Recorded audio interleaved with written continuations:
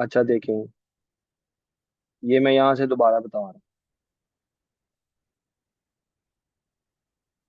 X lookup से, x lookup में start किया था बेटा, ठीक है।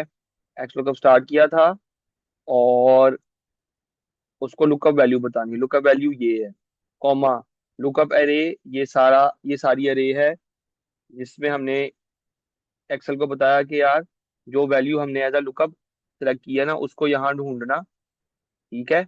और अब रिटर्न अरे का मतलब है कि हमें आंसर भी इसी जगह से चाहिए, इसी अरे से चाहिए, कॉमा। अब एक्सेल हमसे पूछ रहा है कि अगर तुम्हारी रिक्वायर्ड वैल्यू ना मिले तो तुम क्या करना चाहते हो। मैंने कहा कुछ भी नहीं करना, इसलिए इस कॉमा के बाद जो मैंने ये वाला कॉमा लगाया है, और इन दो कॉमास के दरमियान जो मैंने खाली वैल्यू छोड़ी है, इसका मतलब है वो वैल्यू थी जो इफ ओके नॉट सर, आ फाउंड गई के समझ। दौरान लगानी थी, ठीक है। अब वो हमने उसको बताना है कि हमें जो नेक्स्ट लार्जर वैल्यू है ना वो चीज आंसर में चाहिए, इसलिए मैं यहाँ पर वन लिख रहा हूँ। सर ये wild card bracket character close. Match का क्या मतलब है? एक मिनट जी, ये लास्ट में आ रहा है। हाँ जी, नहीं, हाँ जी, मैच मोड में जो आ रहा है, इसको क्रॉस करे ना फिर आएगा ये wild card wild character cards में। होते हैं, वाइल्ड कार्ड्स होते हैं वो और कॉम्प्लेक्स मामला है। वाइल्ड कार्ड डिफरेंट तरह के होते हैं, जैसे अस्टेरिक्स, ठीक है, या सर ये क्वेश्चन आ सकता मार्क। है पेपर में? ये देखो, अक्टूबर नवंबर 2025 और अक्टूबर नवंबर 2024, जो अक्टूबर नवंबर के पेपर होते हैं ना वो काफी टेढ़े आते हैं, लेकिन मई जून के पेपर इतने टेढ़े नहीं आते, ठीक है। तो अगर मेरे से पूछोगे तो ये चीज नहीं आएगी आपके पेपर में जो अपकमिंग पेपर है, okay. Okay wild card sir. में आपको वैसे ही आपने पूछ लिया तो क्यूरियोसिटी किल करने के लिए बता दूं, आपको याद है एसक्यूएल की क्वेरीज के दरमियान जो आप अस्टेरिक्स लगाते हो वो वाइल्ड कार्ड होते हैं बेसिकली, ठीक है। अच्छा बेटा आगे देखें अब, आगे है अगला सवाल देखो। कहता है, क्वेश्चन 6 पे आ गया हूं मैं।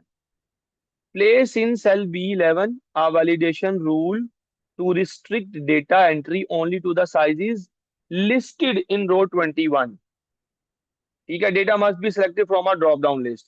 कहते हैं जी जो रो 21 देख रहे हैं ना आप, जो रो 21 देख रहे हैं इसमें जो साइजेस है ना, सिर्फ और सिर्फ ये साइजेस इस वाले सेल में as a drop down list होने चाहिए, इस वाले सेल में। तो बेसिकली वो डेटा वैलिडेशन का क्वेश्चन है, ये आसान होता है ये। आप यहाँ पे जाएं, ठीक है, go to data, go to data, go to data validation, data validation, okay, and select list. List का सोर्स आपने उसको क्या बताना है, लिस्ट का सोर्स आपने उसको ये चार सेल बता देंगे, बता दिए, एंड ओके, ठीक है। अब आप ये देखें यहाँ पे एक ड्रॉप डाउन आ गया है। अब इन चार वैल्यूज के अलावा यहाँ पे कुछ भी और सेलेक्ट नहीं हो सकता। यहाँ पे अगर मैं कुछ लेट से लिखने भी लगूंगा ना, लेट से मैं लिखता हूँ CS, एंटर की प्रेस करूंगा, वो कहेगा भाई नहीं ये नहीं हो सकता, ओके। तो जो उसने कहा है ना वो हमने कर लिया, इसको अब मुझे मिटाना पड़ेगा, और यहाँ से ही कोई वैल्यू सेलेक्ट होगी होगी तो अब वो कहेगा इसका स्क्रीनशॉट दें, ये जो आपने काम करके दिखाया है ना, ये जो आपने डेटा वैलिडेशन किया बहुत आसान है। वो to data validation, data validation पे अगेन क्लिक करें, और इस चीज का स्क्रीनशॉट बना के आपने जो आपने खुद बनाया होगा ना वर्ड डॉक्यूमेंट, उधर जाके पेस्ट कर दो, इजी, ठीक है। अब देखिए आगे देखो बेटा।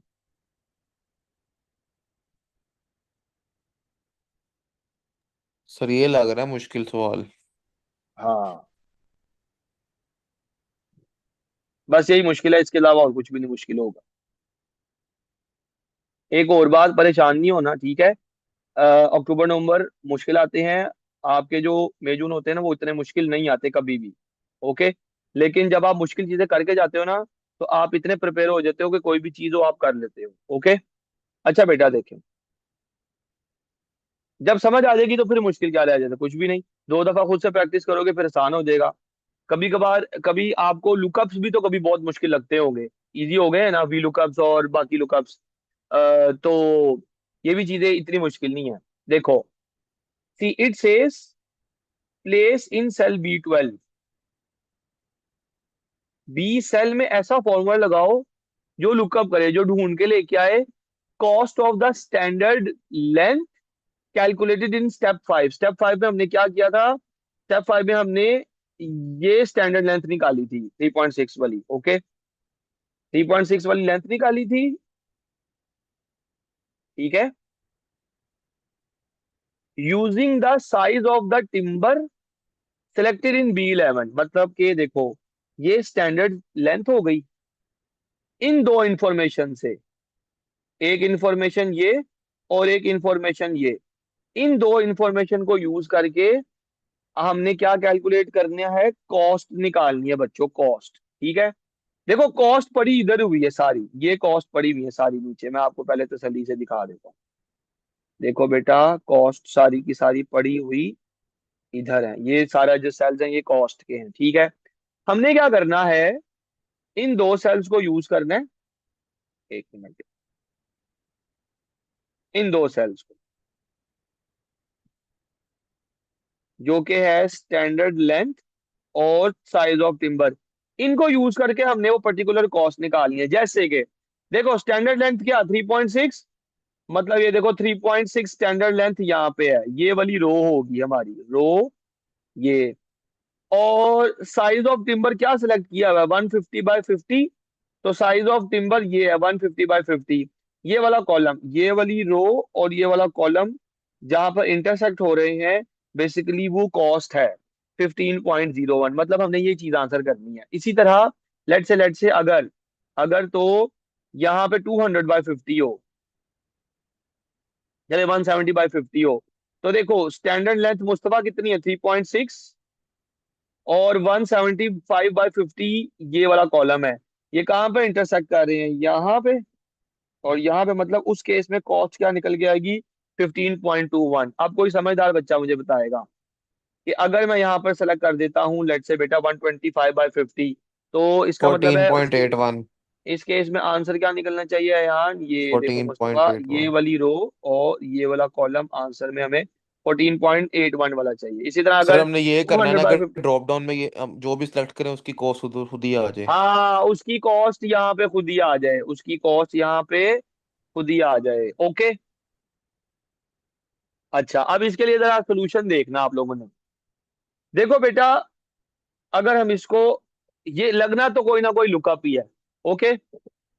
लेट से हम इसको वी लुकअप से करते हैं, सिंस वी आर लर्निंग, तो हम एक्सपेरिमेंटेशन करके देख सकते हैं कि कौन सा लुकअप काम आएगा, ठीक है।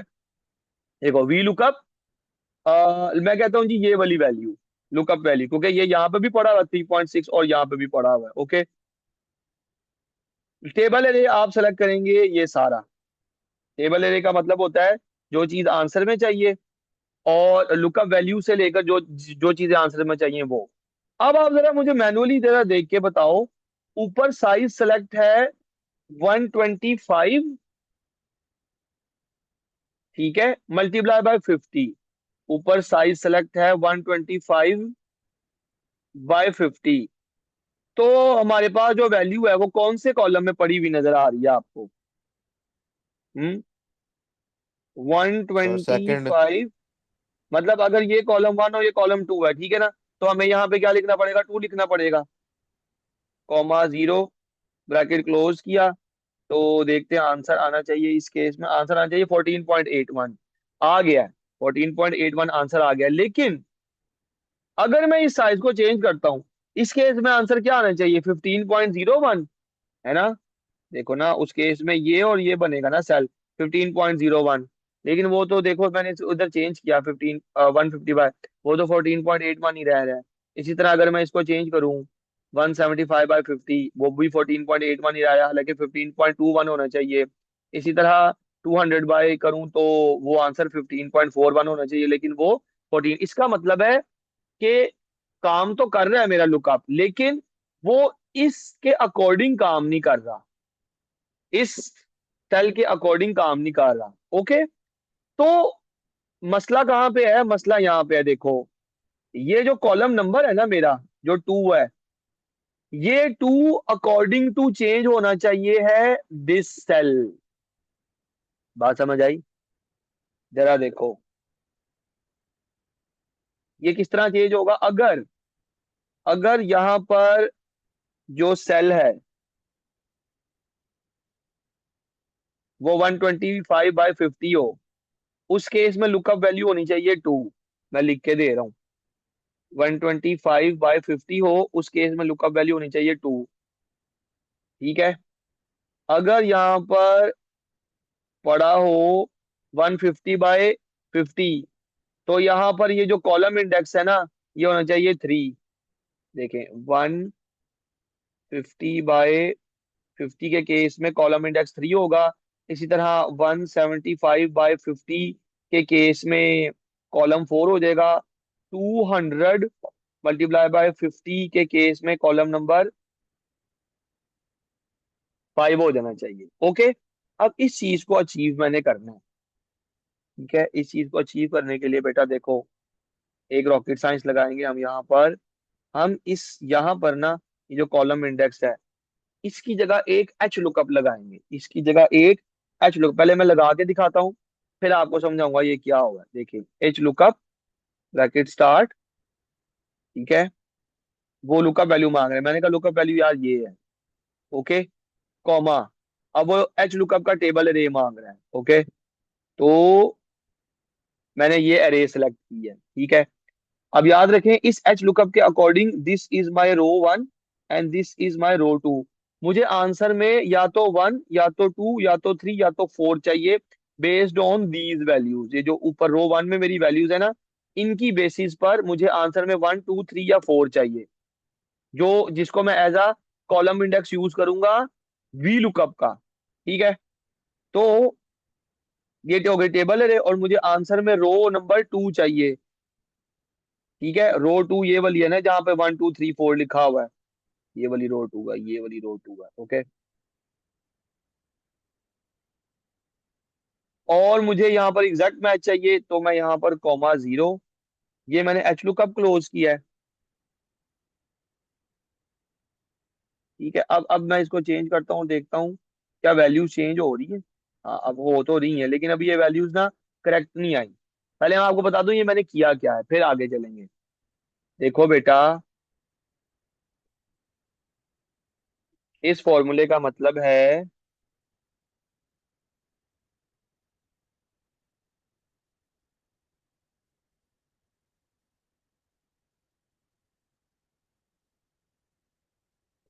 हम्म ये वी लुकअप की लुकअप वैल्यू है। ठीक है। ये वी लुकअप की टेबल एरे है, वी लुकअप की टेबल एरे। ओके। उसके बाद ये जो एच लुकअप है ना, ये बेसिकली वी लुकअप का कॉलम इंडेक्स है। ठीक है। लेकिन इस एच लुकअप, ये जो कॉलम इंडेक्स हमने बताना है वी लुकअप का, ठीक है, उसको रिट्रीव करने के लिए, उसको अचीव करने के लिए हमने एक एच लुकअप लगाया है। इस एच लुकअप का आंसर 1 आ सकता है, 2 आ सकता है, 3 आ सकता है या 4 आ सकता है, जो भी वैल्यू इस सेल में स्टोर होगी उसकी बेसिस पे। ओके। क्योंकि हमने टेबल अरे जो एच लुकअप के लिए सेलेक्ट की थी वो ये की थी, ये। ओके। और हमने एच लुकअप में एक रो 1 ये थी और एच लुकअप में रो 2 ये थी।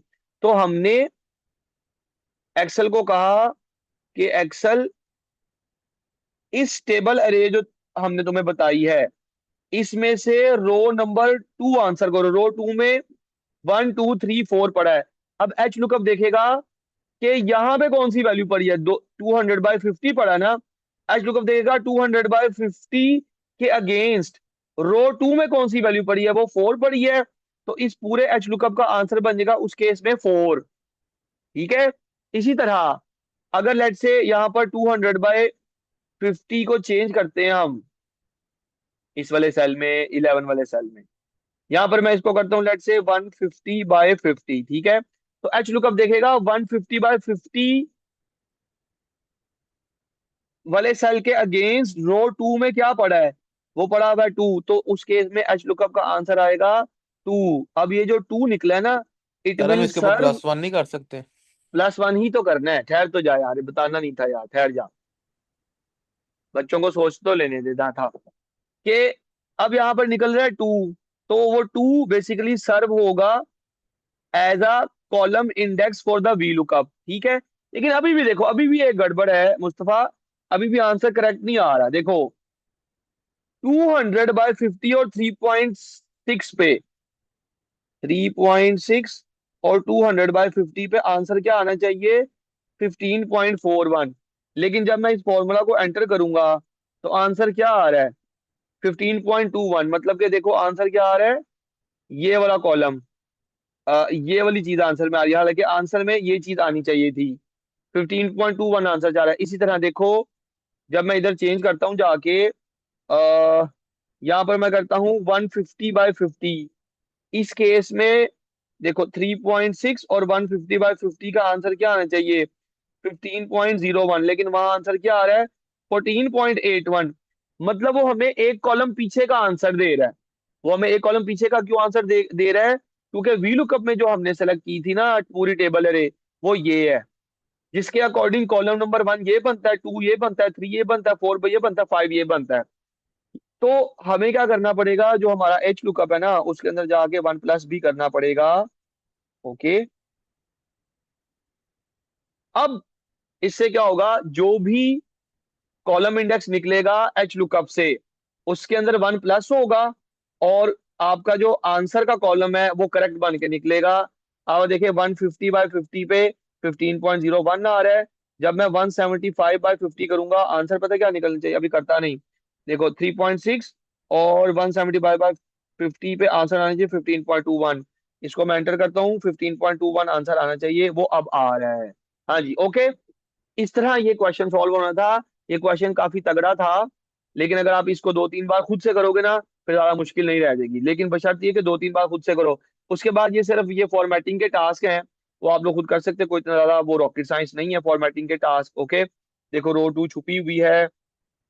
ओके। रो सर 4 भी छुपी फॉर्मेटिंग में हुई ये है। कैसे पता लगता है कि बॉर्डर्स लगाए हैं कि नहीं लगाए?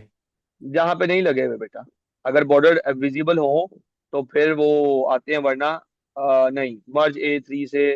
बाकी ये चीजें आसान है, यहाँ तक कुछ और पूछना बताना तो पूछो।